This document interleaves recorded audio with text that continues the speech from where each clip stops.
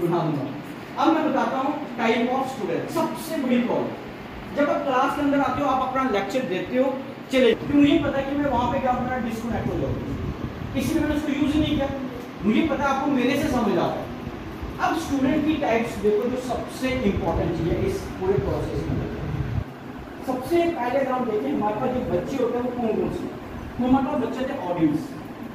Audience वो बच्चा होता है जो टीचर यहाँ पे खड़ा होकर बोलता रहता है, आपने 10 बार ऐसे उसी का ऑफ करना, ठीक है, तो that is lack of confidence ना, यहाँ से देख देख के बोलता रहता है।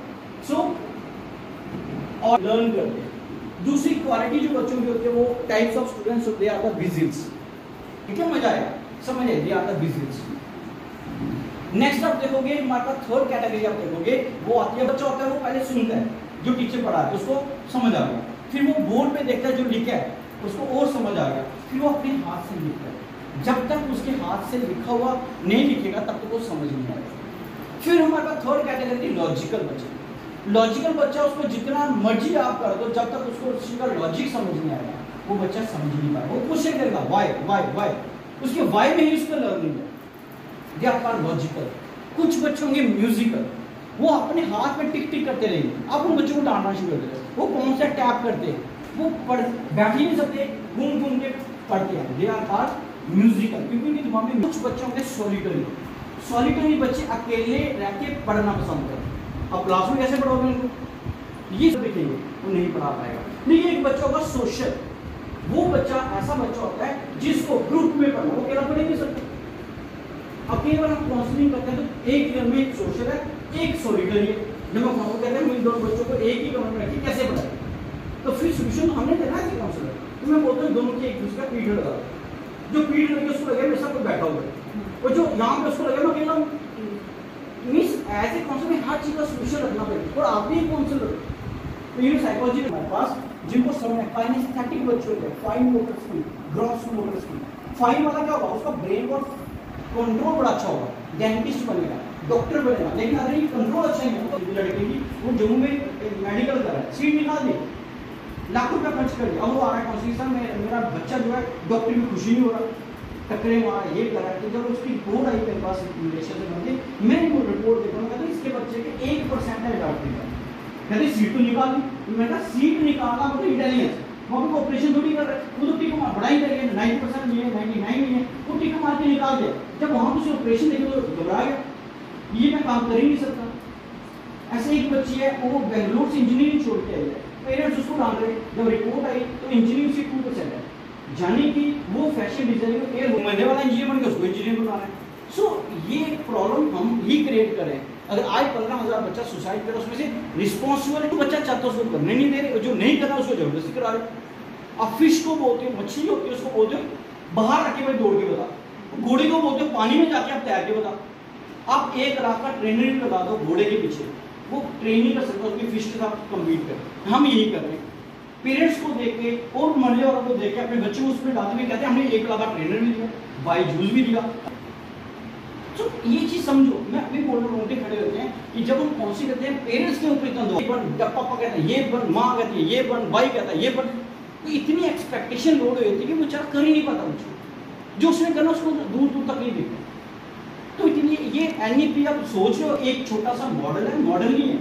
अगर इसमें जॉब है ना, पूरा साइकोलॉजिकली बेस्ड है, वो समझता नहीं है कोई, जो बताता है मॉडल टाइप बता दी 5 3 3 सारे कुछ आ गया समझ, उसकी भी समझो इसके पीछे साइकोलॉजी है, क्यों ये सर्टिफिकेट डिग्री ये दे रहे हैं, प्राइवेट मिडिल में हमने क्यों वोकेशनलाइजेशन कर दिया। मैंने अभी बोला नौकरियां बहुत है लेकिन हम उसके काबिल नहीं।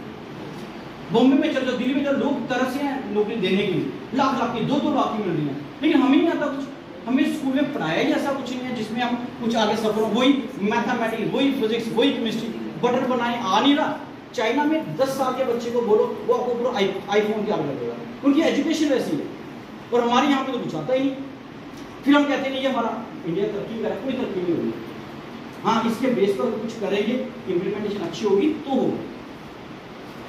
इतनी कोशिश करते हैं, गवर्नमेंट इतना कुछ कर रही है, इतनी टीच सब कुछ कर रहे हैं, लेकिन हम वहाँ पे पूरा नहीं उतर पा रहे, उसके लिए थोड़ी सी प्रॉब्लम आई। सो दिस इज कॉल्ड ये टाइप्स ऑफ स्टूडेंट। जब तक टाइप ऑफ स्टूडेंट नहीं पता होगा तब तक आगे आप नहीं कर सकते। क्लास में कैसे पढ़ाओगे?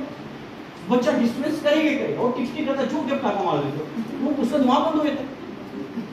मैं कह रहा हूँ आपके घर में देखो, अपने घर में देखो, बच्चा पाँव हिला रहा है, हम थप्पड़ मारते हैं, बच्चा म्यूजिक सुन के उसको बड़ा मजा आ रहा है, 95% मार्क्स ले रहा है।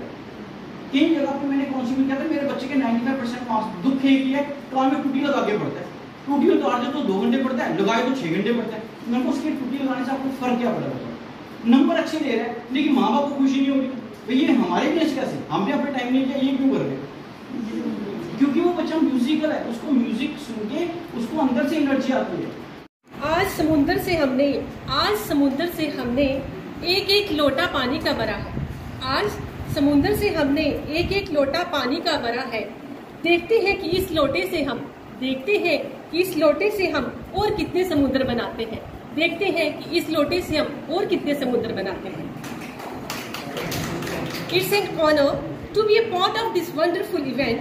On the behalf of organizations, I choose to our esteemed guests. So I request our principal sir for vote of thanks. Sir, please. यहाँ तक बेटे आज के सेमिनार की बात करते हैं या आज के प्रोग्राम की बात करते हैं, मे बी के one of the productive session आपके लिए आज हुआ है।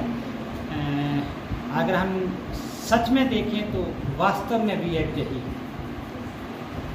अब आप जब कंप्लीट टीचर बन के बाहर जाओगे, अपनी फील्ड के अंदर जब वर्क करना है, how you people have to work here, वो जो वर्क होगा बेटा वही आज आपको हरप्रीत सर ने एक, मैं कहता हूँ कि बड़े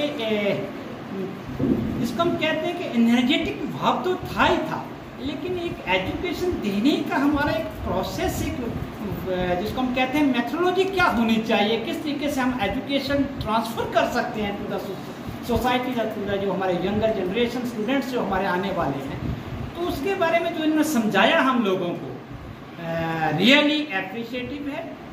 हरप्रीत जी, मैं कांग्रेट करता हूँ आपके इस मेथड ऑफ टीचिंग का, और SCERT ने अगर आपको चुना है यहाँ पर इस कार्य के लिए कि आप जाके टीचर्स को ट्रेन करिए, आई थिंक सच में आपको सही पर्सन एक SCERT की तरफ से मनोनीत किया गया है इस कार्य के लिए, तो इसके लिए मैं आपको कांग्रेट करता हूँ।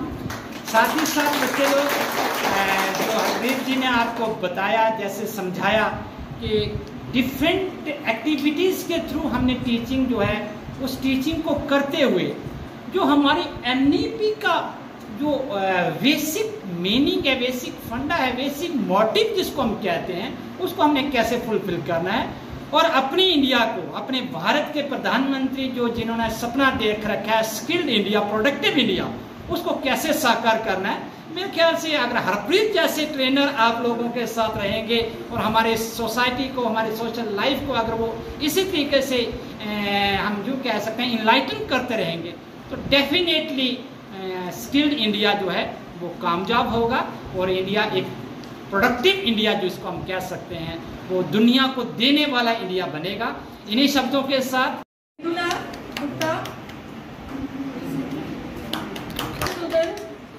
शिवानी शर्मा,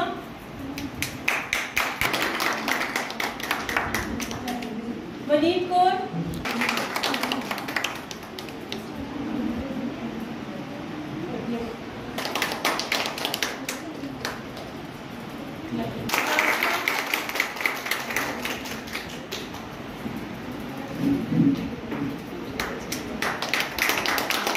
सर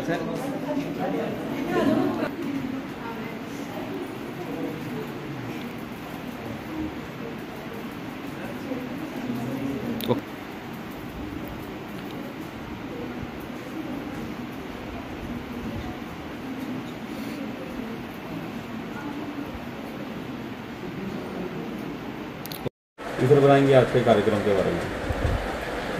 पहले तो सबसे पहले मेरी तरफ से आप मीडिया बंधुओं को नमस्कार। यहाँ तक आज के इस कार्यक्रम की रूपरेखा के बारे में बात करूँ तो आज ठाकुर धर्म सिंह कॉलेज ऑफ एजुकेशन जो है यहाँ पर एक सेमिनार का आयोजन किया गया है। उसका मुख्य जो बिंदु है आज के सेमिनार का वो है NEP, national policy of education 2020। जिसमें हमारे कॉलेज में इसको ऑर्गेनाइज़ करने का मेन मोटिव जो था वो ये था कि हम बीएड स्टूडेंट्स को यहाँ पर एक टीचर बना के बाहर निकालते हैं।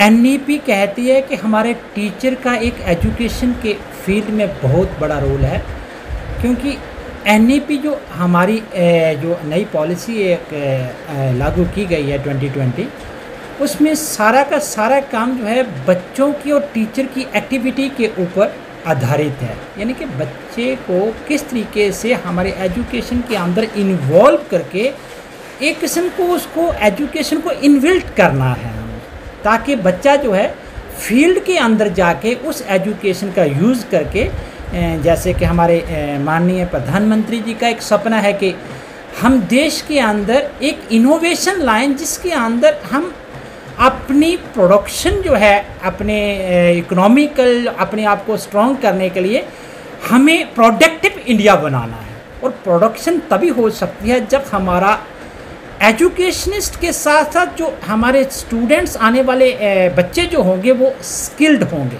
तो एक स्किल्ड बेस्ड एजुकेशन किस तरीके से प्रोवाइड की जा सकती है, उसी संदर्भ में आज हमारे यहाँ पर हरप्रीत सर वो हमारे कॉलेज में आए हैं as a resource person, SCRT की तरफ से वो हमारे मनोनीत भी हैं।